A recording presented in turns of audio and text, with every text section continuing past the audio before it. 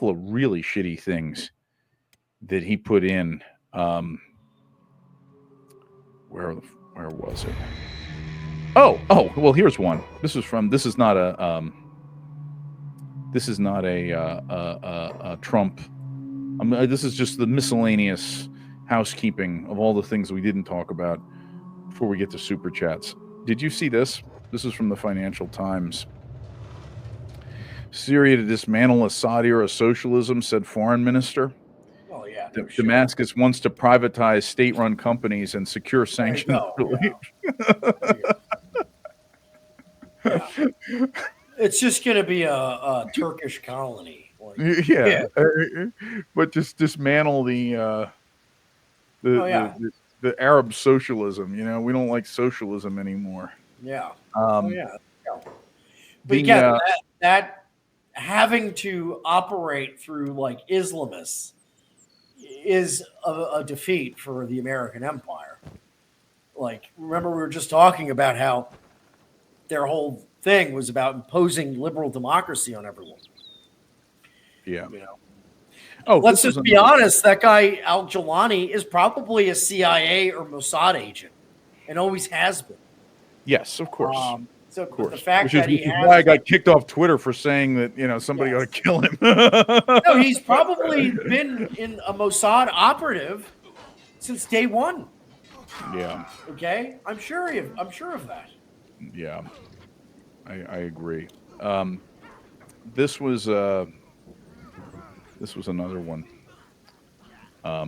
He implemented the thing to kick out foreign students who express support for terrorists. This was part of it, and I put this on Telegram. The language said it's the aim and the policy of the United States to protect its citizens from aliens who intend to commit terrorist attacks, threaten our national security, espouse hateful ideology, or otherwise exploit the immigration laws for malevolent purposes. It's funny because this is what they would say would be the official reason for why they wouldn't let Mark Collette into the country. Espousing hate, if you espouse a hateful ideology, they don't want you coming to this country even to visit. But this, do not advocate for designated foreign terrorists. I just thought it was interesting because one of the big things of overreach obviously this is ridiculous and unjust. If you're a Palestinian or you're Lebanese and you come to this country and you're sympathetic towards Hamas and Hezbollah and you say it in a free speech way, I don't even know. Does the First Amendment apply to foreign students that are here? Do you have no rights? The Supreme Court has made it clear that non-citizens in the United States are entitled to the same constitutional rights as citizens. Right. Like, so you don't have a fucking. There's no way of applying the law where the First Amendment doesn't apply anymore if you're visiting the United States. That's just some gobbledygook that some Zionist Jews in Trump's inner circle wrote up. Right. And what's funny is that this one, which is objectively unconstitutional, will probably stick. Yes, that's what I was going to say. And the second thing I was going to say was just like I was saying at the start of the show before you got on, I was saying, are we going to see any of the like any of the stuff, the extreme overreach of wokeness? I said before you came on, I was talking about Germar Rudolph's book about the day that Amazon shut down all the books on Amazon.com, which was March of 2017. And now we have Jeff Bezos hanging out with Donald Trump at the inauguration. Democracy in darkness out the window. Is he going to roll back the policy of Amazon where they're censoring all the books? Of course not. No more than we're going to see any of the statues be put back up that were torn down under woke. I mentioned the Confederate monuments, but also like Teddy Roosevelt in front of the Natural History Museum at the Smithsonian. And I was saying to the audience, New York, isn't it? Oh, was it? Was it the one in? Was it the one? Was it the one in New York, or was it the one in DC? In any case, there might be another one in DC, but the one I go to is in New York, and that's okay. Yeah, I'm curious about that. Yeah, the Museum of Natural History. Okay, yeah, that was. You're right. That was. That's not the Smithsonian. That was in New York City. So, is that something that came down after George Floyd? Um, is that something that would go back up? I mean, I don't see why. Trump. If he did that, that would be in line with the pardoning these people from January 6th. It would make sense for him to do that. But I don't see that statue going back up. But that's the other thing is one of the worst overreaches that we saw with the Biden State Department is the declaring of the Nordic resistance movement as as a foreign terrorist organization. It's insane anti-white overreach. They're not even a militant group. They don't have an armed wing. I mean, you could say that Hezbollah and Hamas do. It's a political party in Sweden, right? Is that going to be changed by the new based Trump State Department? Of course not. Of course not. So it's like inch by inch by inch by inch, we lose these things. And then Trump gets back in and there's a vibe shift, but the actual laws are not going to change. So that's interesting to me because, if the Nordic resistance movement is a designated foreign terrorist organization, now this excludes anybody foreign. I mean, is Henrik Palmgren? I hope he's a citizen. I guess he is because he's married to Lana. But it's like if he expressed support for the Nordic resistance movement as a Swedish man under this law, out of the country. So that's one of the little things that Trump has signed. I don't know if there's anything else. There was a couple of other items worth mentioning, but let's go through them relatively quickly because we have a lot of super chats, and I don't want to lose my voice while doing it. Because I'm still I got a little bit of the flu left over. I got you. Oh, the ban on TikTok. So he paused it for 75 days. Yeah. That was an interesting thing. The negotiation over TikTok. Let's talk about that real quick. So basically, Trump and TikTok were both like bluffing each other here, which is China. So we're gonna do it. We're gonna do it. And TikTok was like, oh yeah, watch this, and shut it down. And everybody starts migrating to Red Note. And then Trump is like, whoa, how about 50% ownership? Yeah. Of you and 50% of us. But people have been reporting that the hashtag Free Palestine is now censored. Yeah, that's all they want from it. That was the concession. Yeah. Anything else that jumped out of you of the executive? Oh, here's one more. Here's a clip of Trump taking questions for people. For anybody who didn't see this. So yeah, he is shutting down the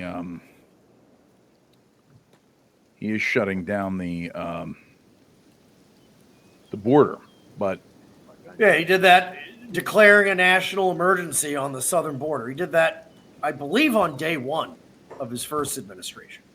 Yeah. Our country. And HB1, I know the program very well. I use the program. Maitre d's, wine, experts, even waiters, high quality waiters. You got to get the best people. Now, then you go into people like Larry, and he needs engineers, and Massa needs, and this gentleman needs engineers like nobody's ever needed engineers, right? So, yeah. So he's still like signaling, the legal immigration. Yeah. How come all your black-pilled people aren't talking about this? Yeah. Right. So is Trump like? That's what I say to Kevin Diano. Like, is Trump for or against immigration? Right. Like, you tell me, because he's under the impression. I don't even think he believes this, but he's under the impression that Trump is going to make the country more white at the end of the day, and that, my friends, is laughable. Yeah. Laughable. The Heritage Foundation says at the lowball estimate, you're going to get at least 2 million more non-white immigrants per year of the Trump administration. Lowball estimate. Yeah. That'll be the final. I'd go higher. I'd jack it up to 3 or 4 million new immigrants every year. The final test is going to be at the end of 4 years. What is the white to non-white ratio of America? And what is the actual population numbers of whites and non-whites in America at the end of 4 years. And then when Trump's out, if he serves the full 4 years, which he might, the guy's unbelievable. I have to give Trump credit for one thing. I've never seen a man as old as he is with as much energy. I mean, it's remarkable the way he's like doing these press conferences, and he's just got a lot of energy. If he lasts the 4 years, and then what? Do we get J.D. Vance? Do we get Don Jr. wants to run, but I think it'll probably be J.D. Vance. J.D. Vance is a lot smarter and a lot more. He's just a better politician. Then what comes after that?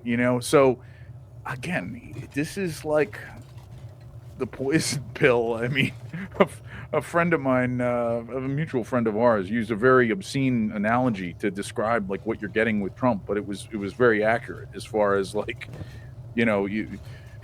you got something up your butt for this long and it's out for a second. You're like, oh, thank you. You've got cat turds, compacted bowels. Yeah. But the problem is to decompact them, you got to take Trump's cock in your ass. Right. That's the problem. Yeah. And the last thing I'll just say is this. Why shouldn't we be all in on the opposition? Why shouldn't we be? Have you learned nothing? No. Warren, I'm of the opinion. Well, one thing that has me very optimistic is that all the alt-right, rightoid, so on, chud influencers they have a completely different perspective from their audiences. Yes. So I actually know. I want them. I just want to be in my little thing here. Yeah. I want to build my little lemonade stand here. Right. And look, we have 450 people listening to the show on Odyssey and like 390 on Rumble right now. Yeah. So what I want is Keith Woods and Aaron McIntyre and Kevin Deanna and Jared Taylor to stay on the Trump train so that we get their audience here to become national socialists. Yeah. I want to have the monopolized opposition. I'm telling you, the people that pitch the anti-Trump from the right tent are the ones that will win in the end. Yeah. Okay? And again, it's not about like we're not like here to black pill or be negative or anything. It's just I predicted that. Yeah. That's not what we're doing here. Right. What we're doing here is saying the incrementalist conservative approach is wrong. There's no debate. There's no question. There's no dispute. There's no two sides. It's simply objectively false that you can incrementally make this a whiter country through the Republican Party. It's not possible. Okay? What is possible is creating a revolutionary vanguard on the periphery. And it's not even impossible. The left is kind of doing this. I saw a lot of stuff where leftists were pointing to Trump's EOs, and they were saying, I told you that if we didn't vote for Harris, that she's the lesser of two evils. Now Trump is going to do a racist he's going to do racist tyranny. This is like AOC lecturing Jonathan Greenblatt about anti-Semitism. Right, but you know what's funny? The left has the right position. They're saying, you're going to get the same policies with either party. Yeah. Who cares? It's all theater. That's something that the anti-war, anti-Zionist left is doing. It's been proven now in surveys that Kamala Harris lost because the left refused to vote for her over Gaza. That's been proven now. I saw that. The margin. Yeah, Ryan Grimm, I think it was him, did a whole segment on it, how Gaza cost Kamala the election. And I think transcending left and right is the future of revolutionary politics. And just jamming up the system. I mean, I think that's the other thing, is that jamming up the system. We saw the debate with Sam Harris and with Ben Shapiro. We know that Trump is the break glass option, like to save this, to pull this shit out of the fire. It's not the direction they wanted to take this thing. They're doing a big shift. I mean, the January 6th pardons are a perfect example of this. Like, this wouldn't just be this wouldn't be happening unless Zog were in the middle of a crazy shift to a, you know, a pivot in its strategy. And that is good. Like, you want this thing to flip-flop back and forth. You want there to be the works to be gummed up on the left and on the right. And I think we're going to succeed. And we're going to succeed. Because I mean, this is frankly why I told you, I warned you privately that we have to be extremely careful, because we are a rock in Zog's shoe. They're trying to take our people, literally our political tendency, co-opt it, and utilize it to save something, if you can even believe that. And so by taking the principled position here, we are a rock in their shoe. Yeah. As time goes on, they're going to increase the attempts at shutting us down, of wiping us off the internet, especially as we grow larger and larger. Yeah. At some point, because we are practically the only people taking the principled view on this, but it's not like a principle in the sense of grandstanding. It's just like the principle of, like, what we're saying is true. Like, get your spoon. Get your spoon and start digging. You're wasting time by doing this. I'm not saying just be a pessimist that anytime someone has an idea, you shoot it down, being Eeyore. What I'm saying is we have to make the case that you're better off digging with the spoon than waiting for the guard to change and then convincing the new guard to let you out through the front door. That's never going to happen. So that's what we are going to do, and we're going to be successful. We will succeed, because the truth always wins in the end. And if you want to be realistic, again, it's important to be realistic and to see things accurately. And if you are looking at positive things that Trump is doing or seems to be doing or seems to be positive, you also then have to look at the negative things. And there's too many bad things happening. I mean, again, no matter what you think of Trump, where he is in his heart of hearts, in his soul, there's so many red flags right now, Joe. There are so many red flags. For every one thing that's like, huh, wow, I didn't expect that. Like Matt Gaetz, you know? There's huge red flags of other things that are really, really, really bad. So, you know, you got to look at that too, if you're being realistic. I mean, the people that are somebody who would be relentlessly blackpilling and a Debbie Downer and all that, you also have people who are being relentlessly optimistic. Like, let's look at the bright side here, or let's take this or take that. Well, those people are doing the classic sedentary rightoid activism. Okay? Like, I'll be right back. They're living vicariously through conservative scumbags like Trump. Like, that guy doesn't care about your interests or your family or your fate at all. You just want to be able to feel like you're winning while sitting on your ass in your underwear on Twitter. That's not how politics actually works. Okay? Frankly, the pro-white movement has never been weaker, because even though there's more people on Twitter than ever typing stuff about how they're pro-white, there's no real-world activism going on. So, you know, take that as you will. Sitting there waiting for Trump, it's like not even like, it's not a viable political strategy. That's all I'm saying. I'm not trying to blackpill you. I'm saying it's not going to work. You have to come up with something else, and you have to join with us and do it. Literally, we are the only people with the correct plan. I'm the one willing to say that. Everyone else almost is wrong. And getting it wrong is the equivalent of digging in the wrong direction.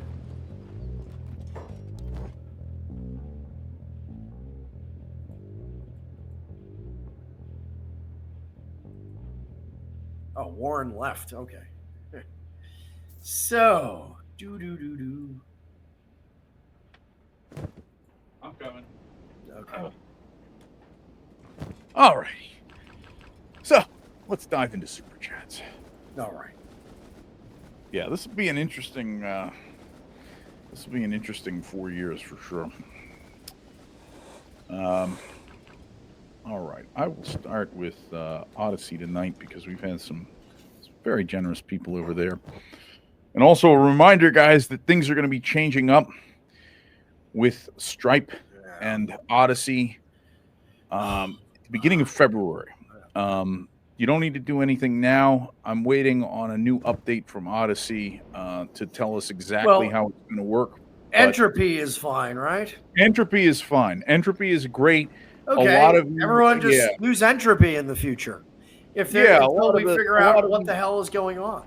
Yeah, but not now. You're still good. Everybody's still good to use. You can continue to use everything the way it's been on Odyssey for, let's see, I think next week. February. Yeah, so one more week where we'll be good. And by next week's show, I will have some updates for you guys as far as how you can donate through Odyssey. But entropy is going to remain the same. So we may end up, if it's confusing for people or if there's any hiccups, as there sometimes is when they switch over to a new system. Entropy's easy to use. Yeah, entropy you guys can use instead of Odyssey when the time comes. But like I said, we're still good this week, and next week we can do everything as usual. So as always, appreciate it. So here we go. OK3 Wire gave us the usual thumbs up and $5. Thank you. Okay, 3 Wire. Foreskin Man gave us $20. Thank you very much. And said, Warren, as someone who flirts with facial hair from time to time, I will never grow a goatee again since I heard it called a prison pussy. As usual, thank you guys for the education, information, and laughs. And he gave us a stiff arm salute. I mean, on some level,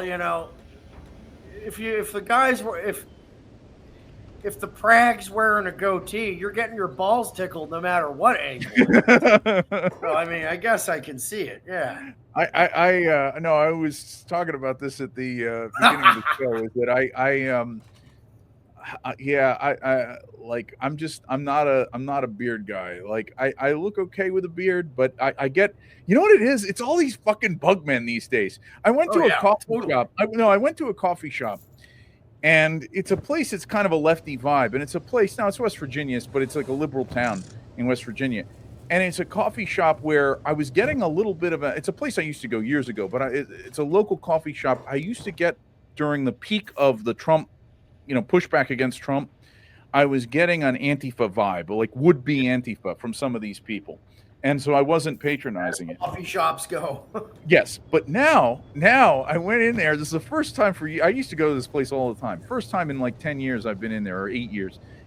And there were two guys standing there that were both like millennials. And Joe, they were dressed like identical. The one was fat and the one was skinny. That was the only difference. But the guy had like jeans and like the Converse sneakers. Oh boy. And a beard. And that certain kind of haircut and thick black rim, thick glasses. And these guys were talking to each other, and they just had the old like soy jack, Bugman, like aging Bugman look.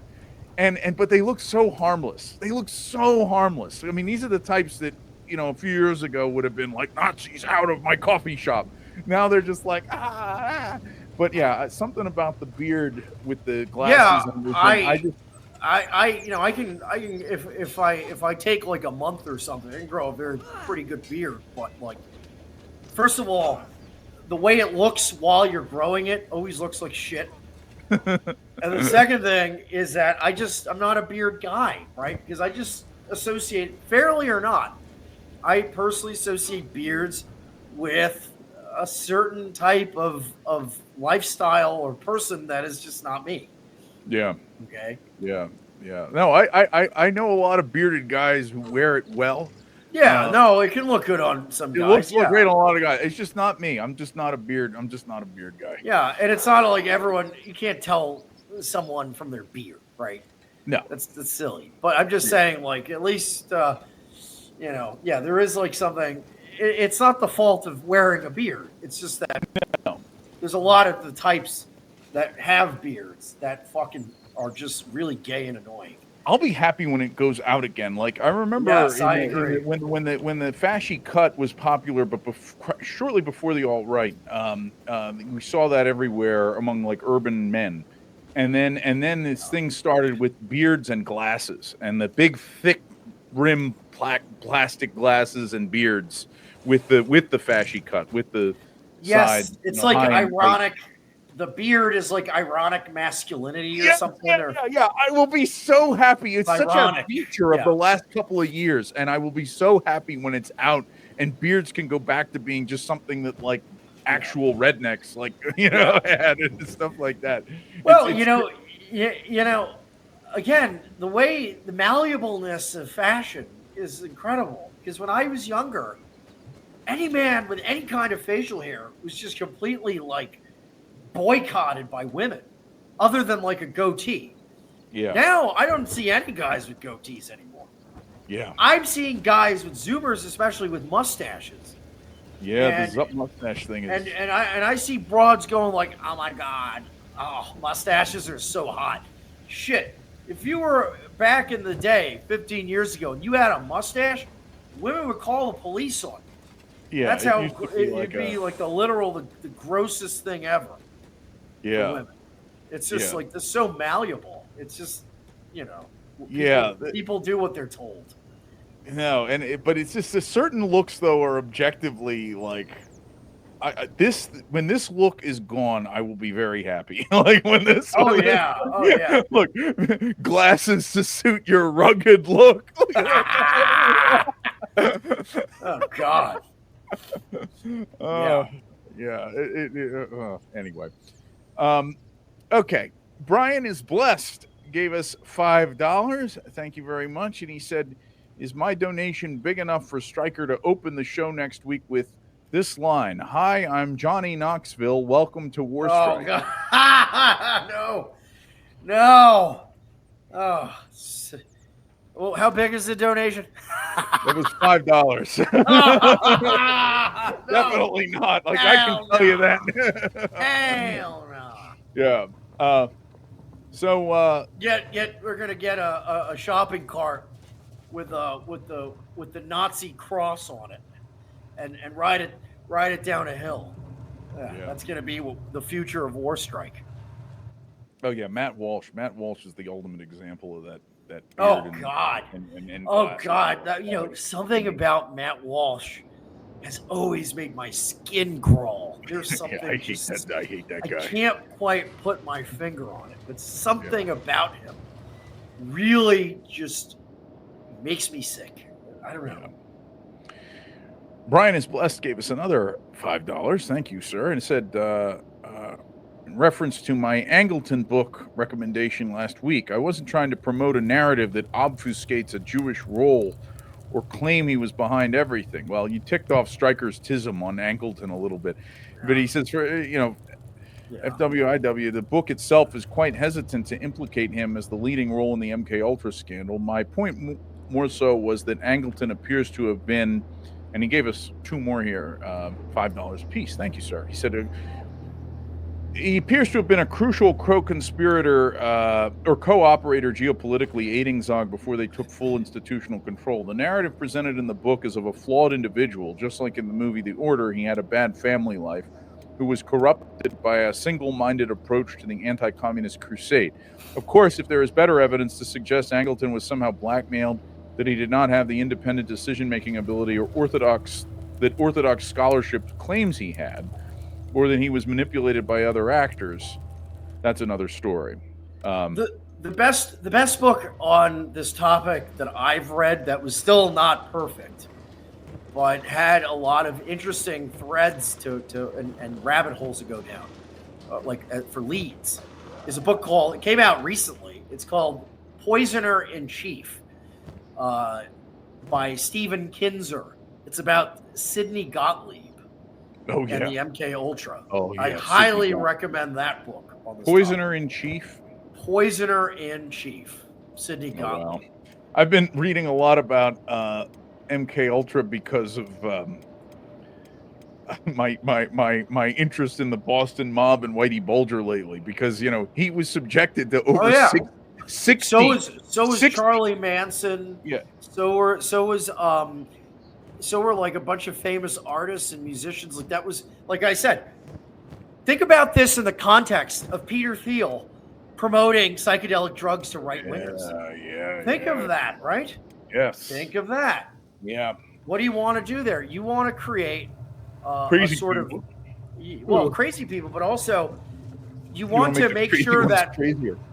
well, you want to make sure that because what psychedelic drugs do is they make you anti-authoritarian. So you can be a socialist and you can be a Marxist, but as long as you have this wacky mushrooms and LSD outlook, you'll never be a true threat to the American system because it breeds anti-authoritarianism and schizophrenia. Right. So it's a form of mind control. That's what it was literally designed to do. Right. So fast forward to 2025, Peter Thiel telling you in all of the rightoid publications to take mushrooms and LSD is the same idea. Yeah. Yeah. Yeah. Ayahuasca. Yeah. Think of Joe Rogan, right? Think of Joe Rogan. I mean, is Joe Rogan just a dupe or is he actually working for Zog? It could be either of the two.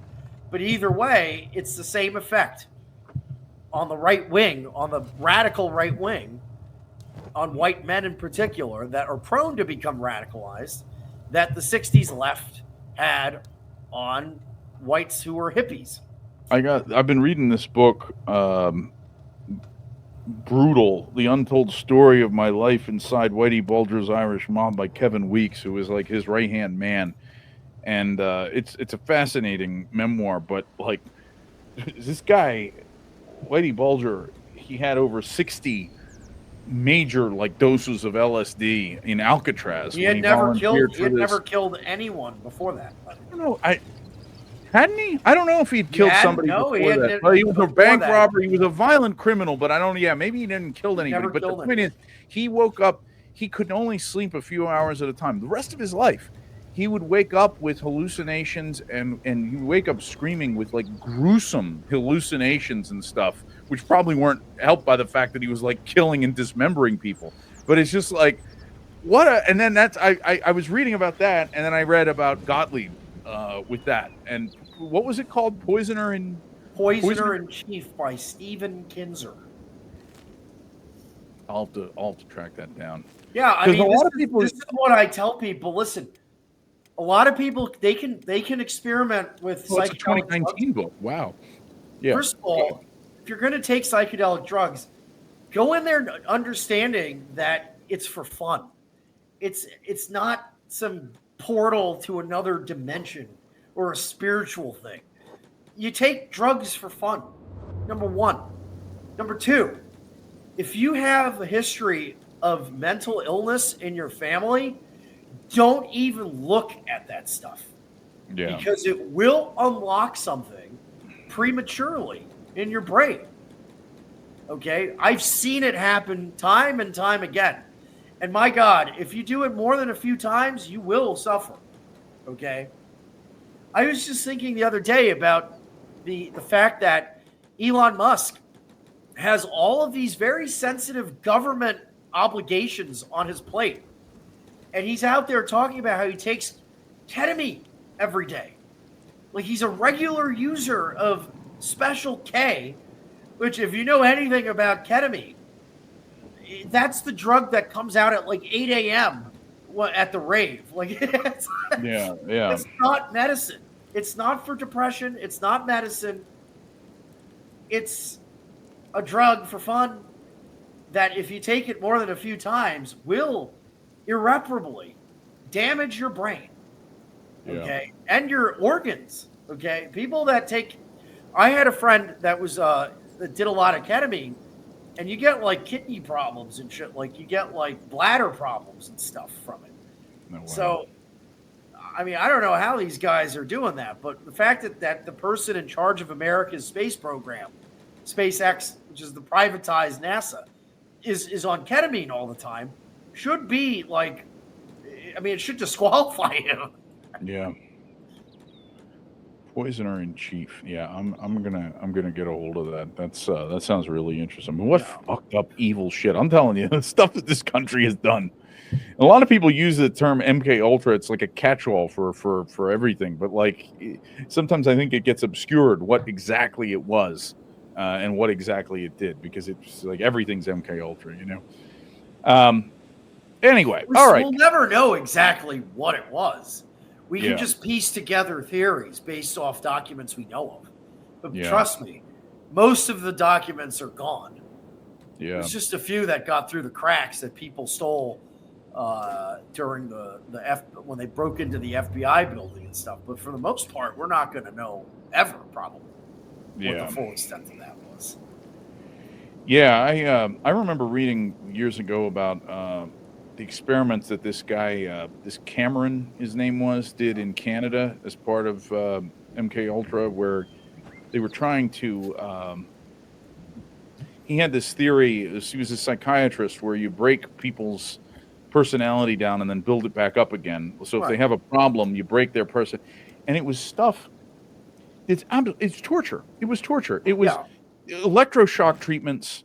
Like electroshock back in the day, you were supposed to get like 1 or 2 a week or something. I forget. This was like much higher doses for long periods, and people were basically immobilized and had like audio visual stuff fed into their heads like every waking hour. And this was being done to like women that were like had depression or like and checked themselves into a mental hospital, you know? I mean, that type of thing. I mean, people's lives were destroyed.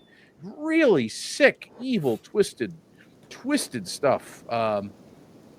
It really freaked me out when I read about it. Anyway, and it was all like I think the 50s and the early 60s. Yeah, these are sick ideas that occurred. Spooky times, man. Yeah, these are very Jew. I mean, as you see stuff like the Patishti experiments in the Soviet Union. Yeah, the Soviet. I was just these are things you do to people that you don't respect the humanity of. No, like that's actually what it is, because even like the most tyrannical people don't do this. Well, these are the types of sick ideas you use and deploy on people whose dignity you do not respect because you think they're goyim. Reading about some of the stuff that was going on in the Soviet Union and in America during the Cold War, this type, it just makes me think about like that early Cold War period as being a time when like evil ruled the earth, like the bad guys won, and now they're just like experimenting recklessly with all the new technology, nuclear stuff, drugs, you know, the stuff Agent Orange, you know, in Vietnam, and it's just like really a dark time in a lot of ways. Potato 7 gave us $10. Thank you very much. He said, either of you seen the film From Ground Zero? It's not playing in my area, unfortunately. It's a collection of short stories from Gaza. I've heard of that, actually. I've not seen it. It's remarkable. Again, just like with The Apprentice, which, by the way, remember we were saying Sebastian Stan deserves an Oscar for playing Trump? He's being nominated for an Oscar. Really? Even though no one saw that movie because its release was suppressed.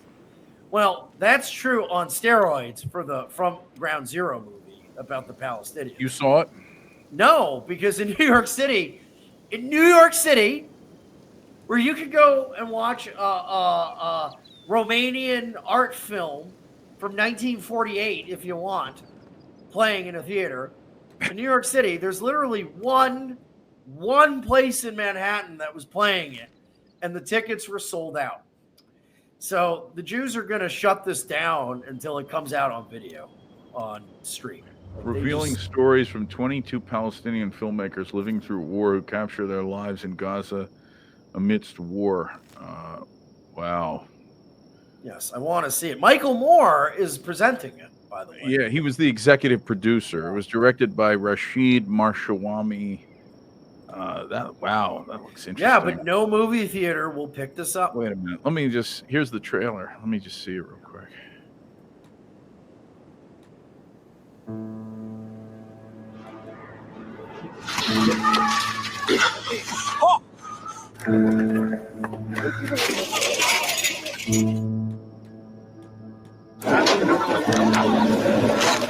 هذا كله حرام هذا؟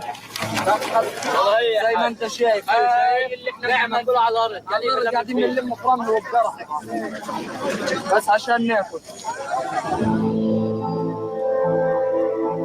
دايما الزنان بتقعد زن زن زن طلع وقتك فوق راسك وانت نايم وانت قاعد بتسوي وانت بتدرس وانت بترقص. ماما كتبته عشان لو قصفوا ومتنا يعرفونا من الأسامي Yeah, there was an اللي مكتوبة animation على segment of أجسامنا. خلال 24 ساعة تعرضت للاستهداف 3 مرات. في البداية كنا رايحين من مخيم 5 أنا وابن عمي، قصف المنزل تقريبا كنا تحت المنزل مباشرة. صعب مين جنبك؟ هذا سلف منه خالد استشهد؟ نزل على الرقم سمعنا. صدقني يا صديقي، كانت إلي حياة حلوة وجميلة في مدينة جميلة. احنا يا عمي جماعة الخير الناس بدها تغني وبدها تنبسط وبدها تفرح وبدها تطلع تعبر عن شو بتحس. احنا نعم في قصف وفي دمار وفي حرب وفي كل فترة من الفترات بصير في عنا اشي او حدث يرجعنا للصفر، بس هذا الاشي ما بيزيدنا غير تحدي. بدي احكي لكم اليوم قصة، جاهزين تسمعوا قصة؟ وخسارتنا الأولى كانت إنه ما قدرنا نشوف الفيلم مع جمهور وعلى شاشة كبيرة. لا للظلم ولا للعنف ولا لعدم احترام مبادئ حقوق الإنسان، لا لكل إشي ضد الإنسانية ولا لكل إشي ضد الفرح وضد الحياة، لا لكل حاجة عكس إحنا بنتمنى. Well, this is the kind of thing that's going to really hurt the Jews, man. Oh, yeah. Like in the long run. I mean, they don't want this, man. They don't want this. That's at the end of the day why their time is coming. Yeah. Everyone now knows there's no more debate. There's no one just justifying it, or there's no caveats. This is why they need to rely on the likes of like Matt Forney to to be pushing the Jew agenda. Okay? Because no one else will do it. Because whether you're a liberal or a conservative or a Nazi or a communist or a Muslim or a Catholic or Pope Francis or the Imam Khomeini or anyone, this is the one thing all human beings after the last year can agree on. Judaism is a satanic power. Period. That's it. Like Michael Delving, you're saying, like, you know, if it's not, you know, doesn't glorify Hamas, then it's still propaganda, et cetera, et cetera. Here's the thing you got to keep in mind. You know, there's stuff like the electronic intifada that glorifies Hamas. You can see the fun. This is a type of film that it maybe is not for, you know, you, but it's something that you could show, like the women in your life, frankly. This is something you could show your mother or your girlfriend or your sister or something. Anybody that is caught up in the lies, it just humanizes these people. You know, it's not something. It's not going to be geared at Nazis. You know what I mean? Well, like, why not? Well, hold on a second. Why not? I mean, yeah. I mean, I agree. Yeah, we can appreciate it, of course. We can appreciate it, of course. But what I'm saying is, obviously, with Michael Moore's involvement, the angle of the film, clearly from the trailer that it's taking, it's to appeal to other kinds of people. But don't forget, that hurts the Jews as much or more. That's why they're defunding the woke left. Yes. This is why. Yes. This is why. It's pouring acid on the foundations of people seeing the Jews as victims. Think about that. See, that's the other thing. The thing that's set in most people's minds of Jews as the perpetual victim, the victim, something like this, even if it's not like, oh, go Hamas, it eats away at their playing the victim, and that breaks the taboo. It breaks the taboo on saying Jews are the enemy of humanity. Yeah, that's what it does, because they are, because that's what they've always been. Right. They are literally the enemies of all living things. Yeah. They're the enemy. They are as a group an enemy of all things decent. Forget about just whites. Okay, they hate whites because we're the people that have historically fought them the most. Right. But they are truly incarnate of evil. Yeah. Okay. So yes, the crying as they strike you. Yes, this is not going to. That's over. That's why they are done with human rights rhetoric.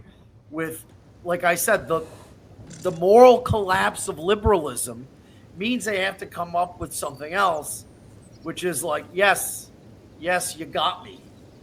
Yeah. And then that's going to open up a whole new thread of historical developments. And those are all going to work in our favor. So this is great. Yes. Yeah, I think it's very good. All right. We got one here from Julian T, $5. Sent us a YouTube, said it's such a breath of fresh air seeing a black king bash his own people for sleeping with white women. And it was at the 19-minute mark. Let me pull this up real quick. Let's see.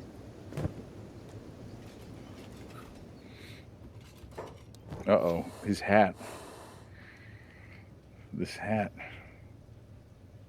Let's see what he has to say. African alpha males and unapologetically African females. If you're not an unapologetically African alpha male or an unapologetically African female, hop off the live right now.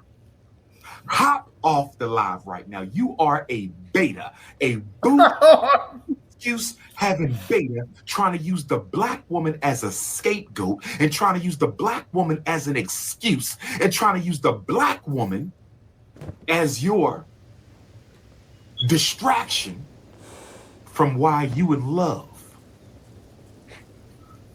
with non-melanated cookies. Nah, Negro, this ain't got nothing to do with the black woman. This is about yourself, your integrity, your honor, your character. You went out the race because that's who you are. There's nothing weaker.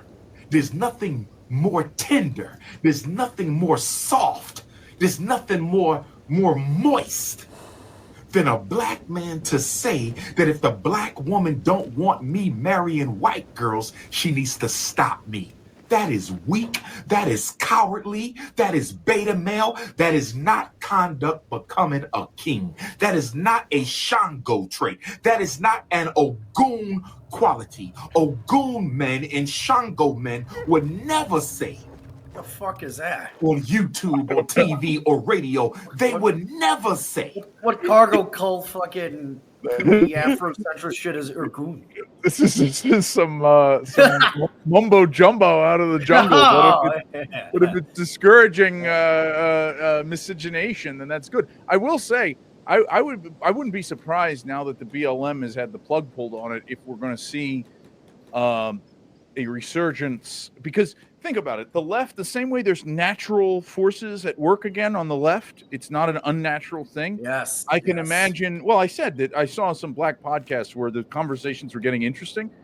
I would not be surprised if you see a little bit more of this, because they're going to have to rely on themselves more now. Well, Jews have defunded and basically dethroned blacks from American society. Like, let's just be honest. Blacks are now irrelevant politically, and I think that they're going to be cracked down upon. Someone sent me on Twitter a message, or maybe it was here, where they said your predictions are coming true. Like, Trump is like starting to pardon police officers that killed blacks during the Floyd years. Yeah, the age of Floyd. Like I'm going to go out on a limb and say we could see Derek Chauvin get released. Okay. Oh, I can see that. Yeah. Totally. Well, the problem with Jews is that because blacks have actually been pretty good on the Zionism thing. In general, they've been pretty good on it, whether they're liberal or conservative blacks or anything, from the guy that was on Tucker all the time to Ta-Nehisi Coates. They've been very good on the Gaza thing, because they always have a little, every black person, because of the fact that they live in urban areas, always has skepticism about Jews. Right. And the Jews know this. There's a few, There's a few, but the Jews know this. They're gay. So they're just they're just wiping out all the blacks from popular culture, from Diddy to fucking Ta-Nehisi Coates, and they're going to unleash hell on them, because that's how Jews operate with these problems. their solution to everything is Amalek.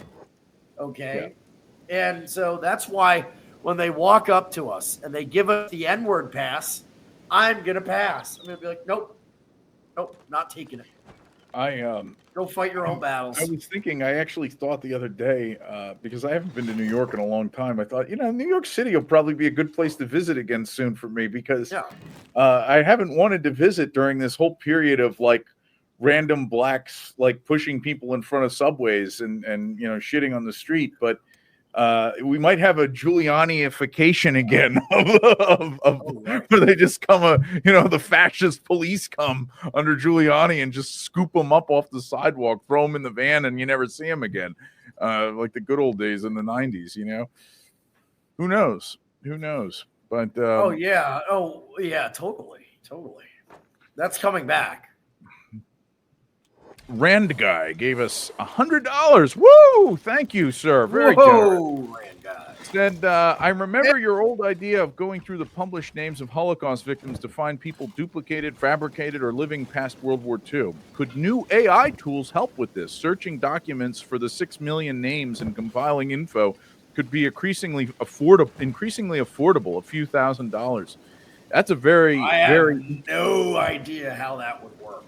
Yeah, I don't have any idea, but that's definitely a possibility. I mean, AI could go through and then identify something, could be programmed to identify all the No, that's a really good idea. I was thinking of something like that once, of like, you would have to pay researchers.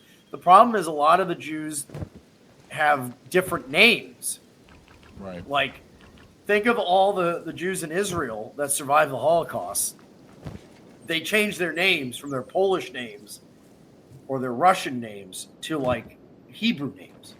So that's going to be the challenge, that they often have totally different names. Yeah. Oh, so get this. We got a stiff arm salute from Rectangular, who also gave us $500. Whoa! Holy shit! Oh, boy. Well, a salute back to you, sir. Thank you so much, Rectangular. What an amazing, generous gift. Thank you. That's an amazing, generous gift. Yeah, helps us quite a bit, my friend. Thank you so much. It does. It does. Thank you. Such a great audience. Yeah. I mean, what is there to say? We could spend an hour. We could spend an hour discussing the super chat, but there's nothing really to discuss. We already covered Elon's salute, so like. Well, what I'll say is, we can kiss our own ass for being right about everything and having the right plan, but at the end of the day, the fact that our audience contributes ideas, but also, I always say this, subsidizes ideas. They pay us to think. Yeah. That is something that no one else on the right wing has. That's why they all have some gimmick or some scam that they're running on the side to fund their stuff, right? They have some crypto coin or some, they're selling some supplement or something. We are free from all those economic pressures because we can support ourselves and our families and dedicate ourselves to developing ideas and developing plans. Yeah. So this is what is very powerful about our audience and a threat to the system, frankly. Yeah, Rectangular, that is wonderful. It is humbling. Thank you very much for that. DS Allen 7 gave us $25 and said, this is what anti-DEI really means. And they sent a link. Oh, great news, ladies and gentlemen. No DEI in frontline combat roles in the military. Woo-hoo. Jewish News Syndicate. This. I can't believe we forgot to talk about this. Thanks for bringing this up. This is a big one. Yep. Jews now eligible for billions in minority business loans and grants. But the more they do this crap, the more average goyim will start to notice them and what they're up to. Yes. 100%. So this is outrageous and insane. And such blatant overreach by Jews. I mean, that's one thing. Jews have gotten a lot in the last week. They have gotten so. I mean, it's Christmas for Jews if they believed in Christ. This is they have gotten so much that they wanted. Where's the chart? I think maybe Chris Manahan put it up. The chart showing. Yes, we need to come to terms with the grave injustices that prevented Goldman Sachs from. Right. No, this is minority-owned business, Goldman Sachs. Yeah, this is totally insane. But it also shows you that there's a tendency here where all these morons that are saying it's the end of DEI, it's the end of affirmative action, it's the end of the civil rights law. That's a bunch of bullshit, because the same Trump administration that is saying they're going to end DEI here and there and end affirmative action here and there, at the same time, they're appealing to civil rights law to get criticism of Israel banned from college campuses. Trump signed an executive order that specifically uses Title IX of the Civil Rights Act to ban criticism of Israel in college campuses. And this whole thing where minorities. So here's a field where meritocracy would be good for whites. Small business loans. Yeah. Yet you're not getting it here. You're getting it for the military, right? You're getting it to work at the FAA. But if you want to play on an equal playing field with your small business, with the Jewish-owned business across the street, you're at a fundamental disadvantage because you're white. Yeah. So why doesn't Trump fix that? This is why whites need to not go for the fucking the fake olive branch they're giving us. Because at the end of the day, when it comes to things that could benefit us and our families, they're not going to give it to you. Yeah, this is the chart that household income of U.S. religious groups. Yeah. Oh, and Hindu, Episcopal Church, Presbyterian Church, Atheist, Agnostic, Orthodox, United Church of Christ. Look at that. More Muslims are really far down. Southern Baptists, and then the lowest are Jehovah's Witnesses, and the National Baptist Coalition or Convention, Assemblies of God, Seventh-day. But Jews are by far the wealthiest, by quite a bit, 44 to 36. Like the Episcopals and Hindus, it's 35, 36, 32, 30. 44% have a total family income of over $100,000. I mean, that's why Jews run this country. It's a plutocracy. And yes, and that's not taking into it. That's like a median. Like, what about like billionaires, right? Like 50% of billionaires are Jewish. Like, and by the way, since I just quick aside while we're going through the suit, this has nothing to do with anything, but I just want to say congratulations on the Justice Report for breaking another story here. Deranged anarchist unmasked as Nazi obsessed Jewish pedophile. It was. I'll just read the one paragraph. It says that. Thanks to an anonymous tip submitted to the Justice Report. And this is a militant anti-white Twitter troll, regularly advocates for the murder of Christians, right-wingers, police officers. He once was caught with a massive stash of toddler rape videos. This is thanks to an anonymous tip submitted to the Justice Report. Counter-extremist researchers can confidently name 44-year-old Benjamin Cole Rosenthal of Lafayette, Louisiana, as the Tier 2 sex offender behind Spaghetti Jesus, an anarchist ex-formerly Twitter account that regularly calls for fascist Christian so-called Nazis to be executed for their political beliefs. There you go. And they have learned that Justice Report has learned Rosenthal is the stepson of infamous National Public Radio commentator NPR Andrei Codrescu, who has aired with the station for over 40 years. Spaghetti Jesus is a Jew with toddler rape videos. Oh yeah, fucking many insane. Such cases. Yeah, but good job, Justice Report. Good job over there. Those guys are great, man. Hans Hansenson gave us $10. Thank you very much. Said, Joe, you've mentioned before on the need for us to create a new counterculture. Can you elaborate? What kind of art or media does our sphere need? I find the more folkish stuff a bit hokey and unrelatable. In my opinion, there's an untapped market for stuff that's more punk while being aligned with our views. Yeah. The problem is the main issue right now in America is that creating a counterculture requires people to live close to each other, and that requires living in a city. If everyone's just out in the middle of Montana, it's going to be hard to create a counterculture. I don't know what the solution. I suspect, though, in the next 5 years, there's going to be more right-wing whites moving back into cities. So this might be a problem that fixes itself. You know, that's a really interesting possibility from totally. with them defunding blacks, BLM and Antifa. You may see a natural, white people back into the cities again. It's already happened in New York City. Like, all the woke people are gone, and even like the worst hipsters are now like far right. Now the poison pill is that they're all Michelings. But like, if I go out to like certain parts of the city, like people fucking recognize me. And it's not always hostile. Sometimes it's a bit curious, but I get recognized in public all the time, which which is interesting. Yeah. But yeah. No, New York, like wokeness now is going to be like. I get recognized in public all the time too, but it's all people I went to school with here. No.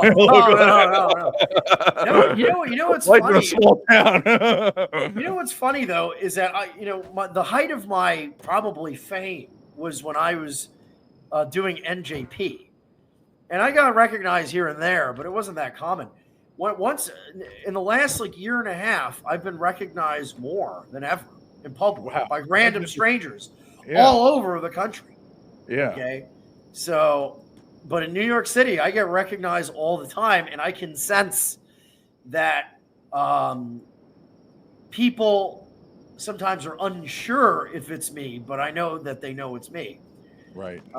And so on. So I get recognized, and it's rarely negative.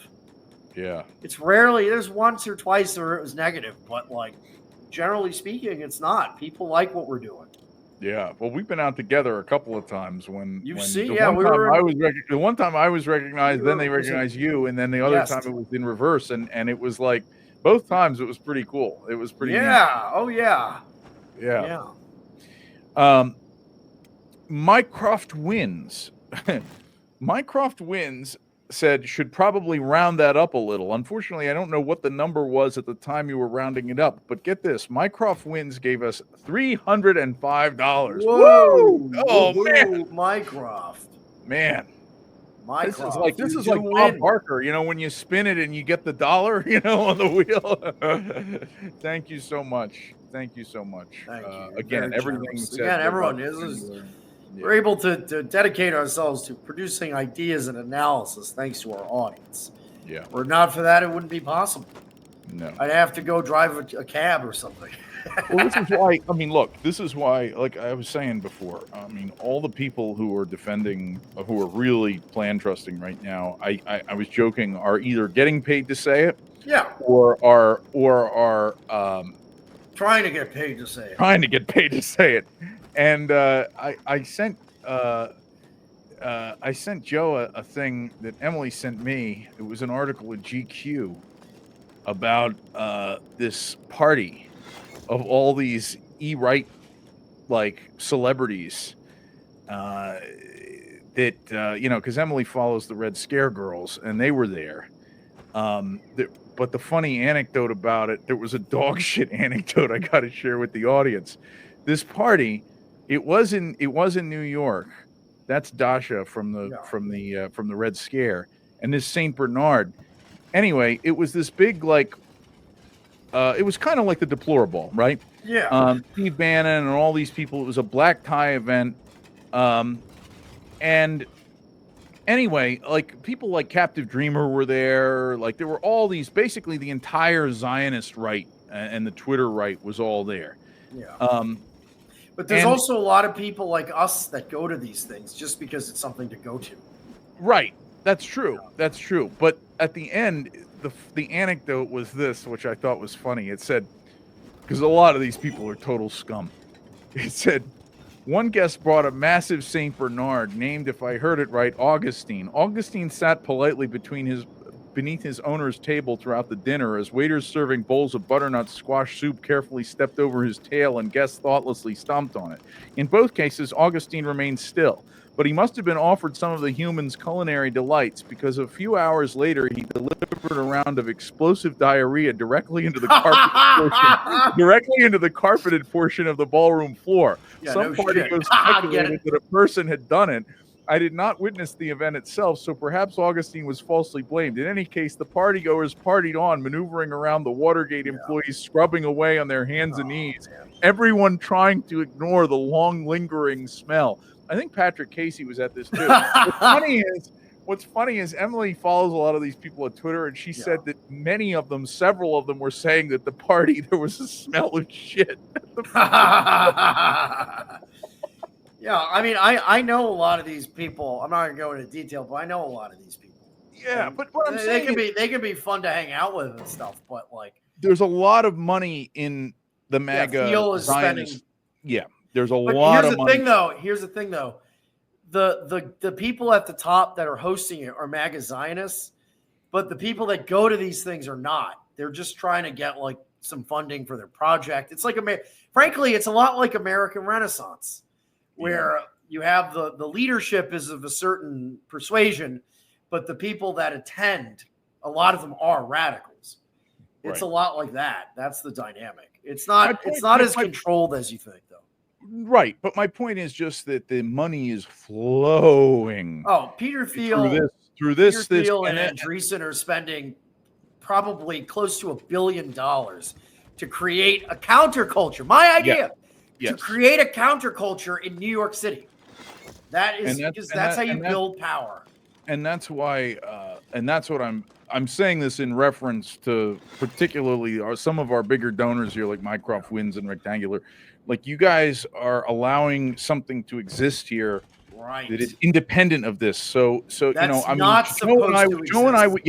I would never be like hat in hand at a thing like this, trying to compete with Patrick Casey to get Peter Thiel's attention. No. But we would be probably driving a cab or driving a truck or something like that if it wasn't for you guys. Right. And that's unfair, right? It's unfair. If you sell out, though, the money is there. And that's why there are a lot of people, even with, some with talent and some otherwise, who, another thing that we're proving with our show, Warren, and I knew this would happen, that you just have to do the right thing. That you have to do the right thing. Is that we are proving that you can do the right thing and still eke out a small living for yourself. We've made a relative living telling the truth. Yeah. Do you know how rare that is in this country? Oh, it's all next to impossible. And they make politics. It very we are proof and concept. We're conceptually showing the world that you can make a living telling the truth. Now, it's not going to be six figures. You're not going to be a millionaire, but that's not why we're doing this. No. Just being able to keep a roof over your head and food in your fridge and your kids okay and tell the truth is a luxury. And and most people never thought it was possible. And we are proving that it is. And that is thanks to our audience. And when people see, this is why the Jews can't let people see how successful War Strike is. Because when people see it, people that are on the fence about selling out are like, let me give doing the right thing a chance. Because I can make a living doing that. The problem is, though, a lot of the people that sell out, like Patrick Casey or, that crowd, they have no talents of note. Right. So they don't have a choice but to sell out. Because the political ideas they produce are not worth money. They're not worth funding. Yeah. Because they're just generic paleocon shit. Yeah. People that have objective abilities should not sell out. No. Give doing the right thing a chance. Yeah. No, I totally agree. I think it's disgusting how much money is flowing right now for these projects on the right. It's so similar to the way it used to be on the left, on the far left. I mean, there was a time, 6 years ago when Soros and Soros-like people were just deluging the left, these nonprofits, with just millions and millions and millions and millions and millions of dollars. And now that waterfall of cash is drenching down on this for anybody who's willing to be cool with the Jews. I saw, by the way, Sagar today. He said he was talking about how Trump doesn't have any reason to do anything for the Palestinians because there's no pressure on the right. And he started to say something, and he didn't finish it. And he said, someday I'll tell people, he said, the kind of pressures that I've been put under personally. He said, just for my slightly deviating from the standard line on the right about Israel. He started to say it, and I was like, finish, tell us now, Sagar. Well, in my case, people over the last decade, people have tried to buy me out in 50 million ways. Yeah. Okay. And I just refuse because what is the point of doing politics? I mean, if I was simply seeking to make money, I would just pour everything I have into a small business and figure that out. I have the work ethic. I can learn this or that. I'd rather be like a whiskey sommelier or something than fucking be a conservative. Yeah. I mean, there are a million ways that you can just make money if you want, if you work hard.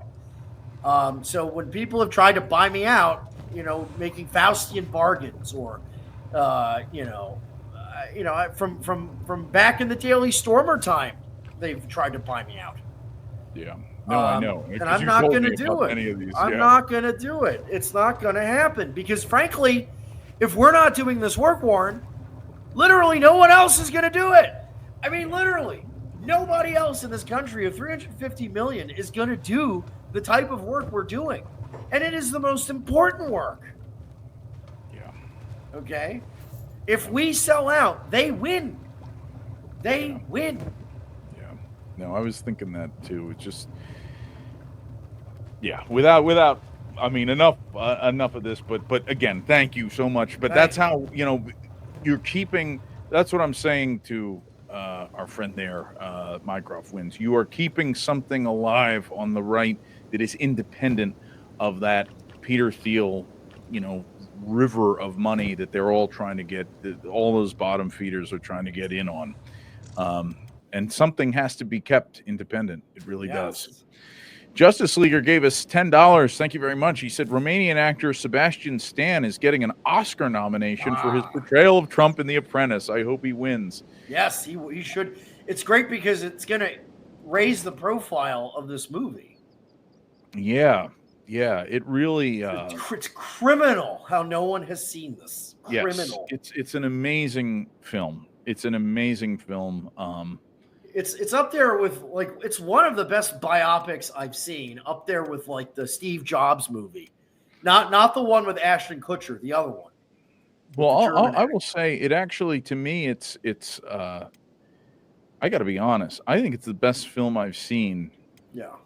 That's made in the last 5 years. It's up by far. I haven't seen a film made that was as good. I mean, it was excellent. Yes. But yeah, no, that's really good. That's really, really good. We got another $100 from RN2. My God, you guys are spoiling us tonight. Thank you so much.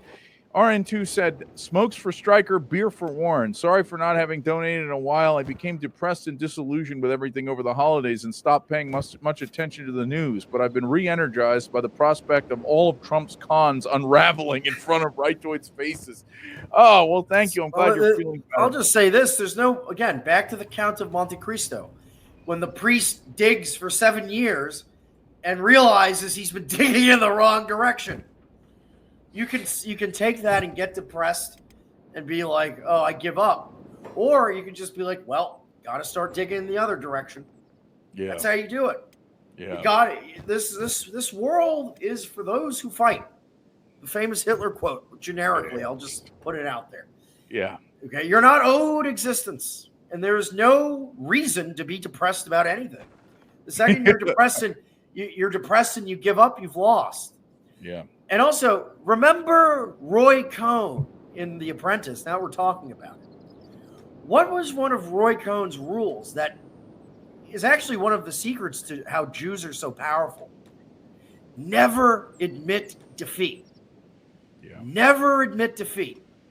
You look at people, even in our movement. I'm not saying the guy who donated, because he said everyone has a right to be depressed sometimes, right? Oh yeah, yeah. I mean, but I'm saying like some high-profile figures that have gone out in public and said, "You win, you people win, we lose."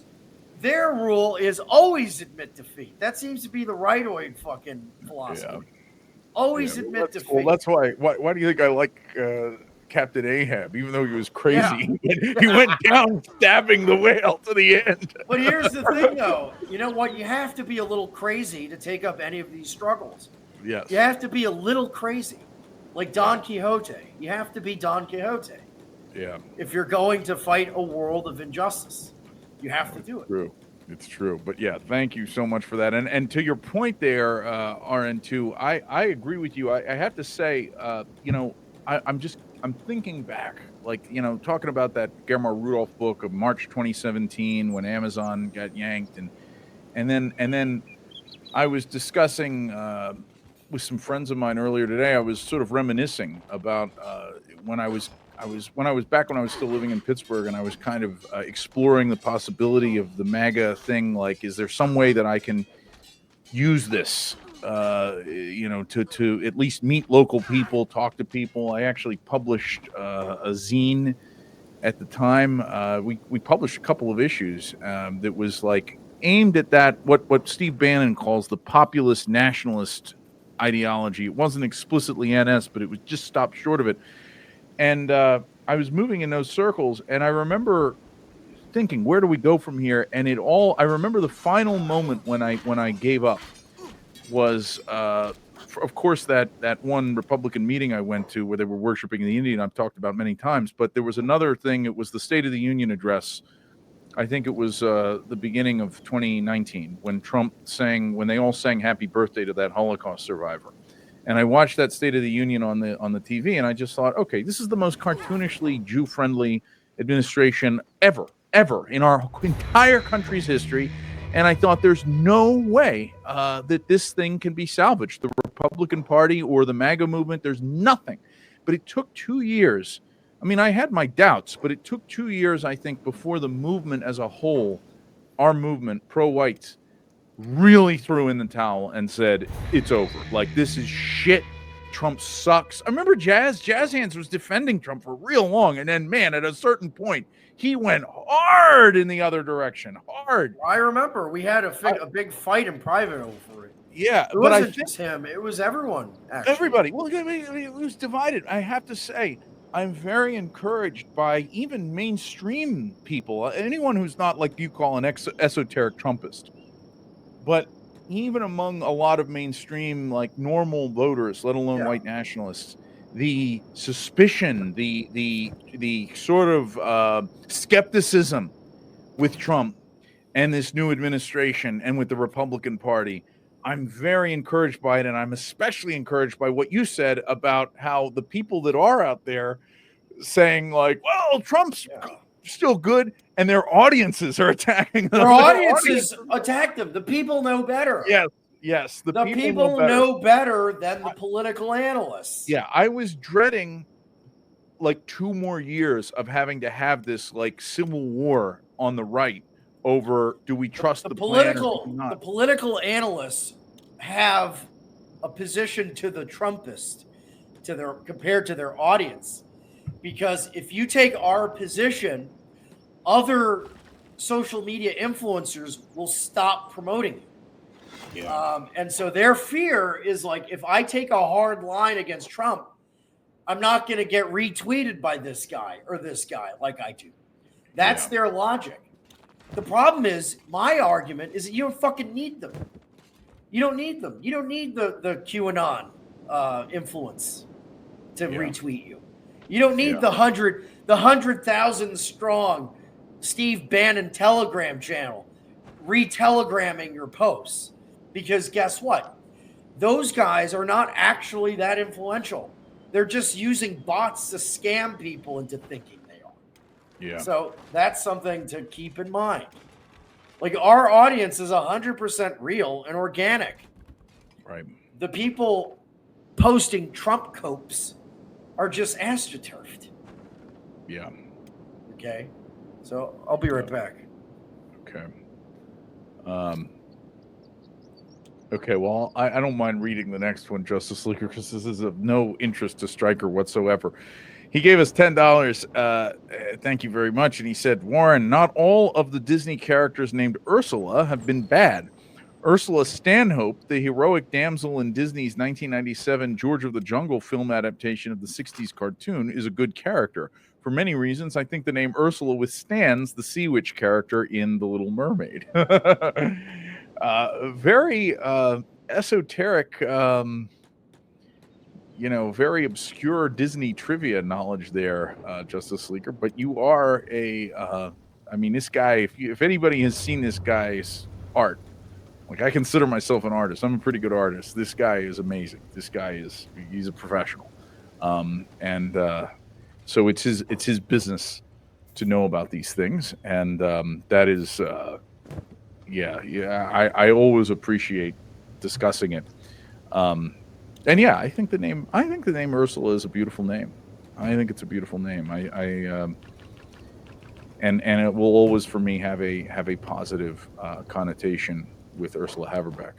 But I kind of think that was, I don't know, that was sort of that was the peak of Eisner's reign over Disney. And I don't know if there's some basis for the Little Mermaid legend. I guess it's Hans Christian Andersen, so I think it is. So it's a more Germanic thing anyway. What else was I going to say on this? I don't want to I don't want to use up our super chats while Joe's not here, so I have to filibuster here on names and Disney. Oh, here's one. Here's a bit of interesting trivia for you guys. There's a film, my kids love it. I grew up on it. It's called Journey to the Center of the Earth, based on the real, the book by Jules Verne. And it's got James Mason, the actor, not the siege guy, in it. And it's from 1958. And it's a phenomenal film. It's a great movie. If you got kids, I highly recommend it. You show it to them. But what's funny about it is, it's made in either 56 or 58. It's about a scientist who goes to reaches the center of the earth. It's set in Scotland, and the scientist is Scottish, and his friend is Scottish, and it's all like Scottish culture is big in the movie. And the original book by Jules Verne, the scientist is a German, and his team are German. They're Germans, the ones that go to the center of the earth. And I have to think that they changed it to Scots just because of the two world wars, the era that the movie was made. Like, why change the nationality? It's like one of those. It's like a subtle anti-German thing left over from the war in the 50s. So anyway, yeah. So Justice Leaguer gave us $10. I don't need to get into the question again. It was something more for me, but okay. Thank you, Justice Leaguer, always. Take BlackRock's Money gave us $5. Thank you very much. Said, I really hate the sort of American exceptionalism. No black pills allowed on the Lomez, J5 Killer, Real Matt Forney, Inez Feltscher crowd. This might make me a spiteful mutant, but I want there to be a Bolshevik government in the U.S. if that's what it takes to disabuse them of American exceptionalism. I don't know. Like, first this is the second time Matt Forney's name has come up on this. I've thought more. They've unchained him. They had him chained in the attic, feeding him fish heads, and now they've brought him downstairs. He's all over fucking Twitter again. And I was just like, wow, of course, this is who the Jews are going to bring out to. I've thought about Quasimodo looking motherfucker. I've thought about Quasimodo motherfucker. Of course, this is the only person the Jews can count on now. I've thought about it more in the last hour than I have in like the last 4 years. How is that guy? See, that's what just shows that there's money out there for losers. Like if you have no talent and you're scum. Well, those guys were getting money probably from Peter Thiel to run like some little magazine at some point that no one read. and then they disappeared, and then they came back, and they had like a book publisher. That's all like some he was loss living in making Budapest for a stuff while. that is not going to influence anyone. Yeah, he was living in Budapest for a long time there. I don't know if he's still there. That's another hilarious thing about these like rah stars and stripes types. Yeah. None of them live in America. Right. Like, Greg Johnson, for example, at Countercurrents, he's all in on Trump and the patriotard stuff and all this. Is he? Is he going in on it? He's all in on Trump with these people, and none of them live in America. Like, what's that about? Like, I was saying this the other day as well. Like, why is it that all the big slop accounts promoting the pro-Trump copes to the right, to the alt-right, are all in like Ireland or Malaysia or Peter Sweden or or England even? There's actually, when you sit and think about it, very few Americans that live in America that are churning out pro-Trump copes. Very few. It's all people that live abroad.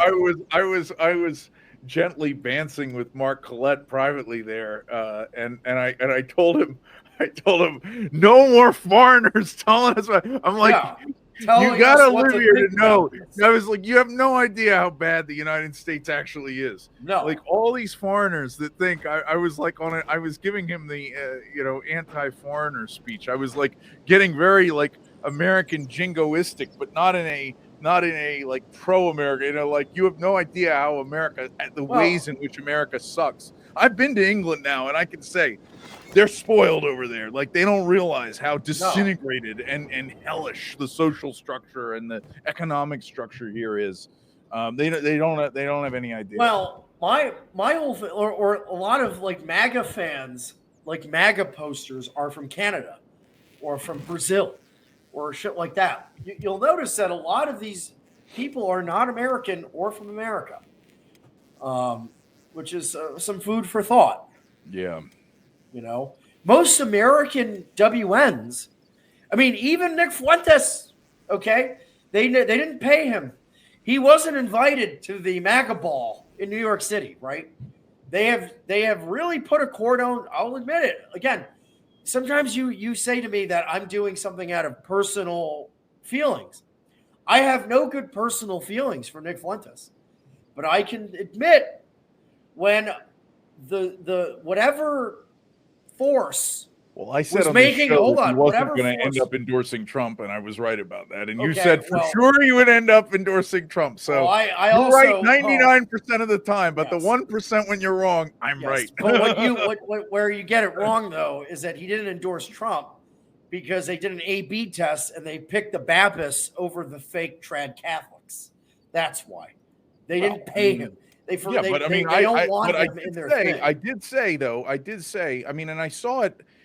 Look, he's taking the advice I put out on Twitter directed towards him. I was like, after AFPAC, the fiasco that was AFPAC, and after Trump is partying with his enemies, fucking Charlie Kirk, while he's out in the street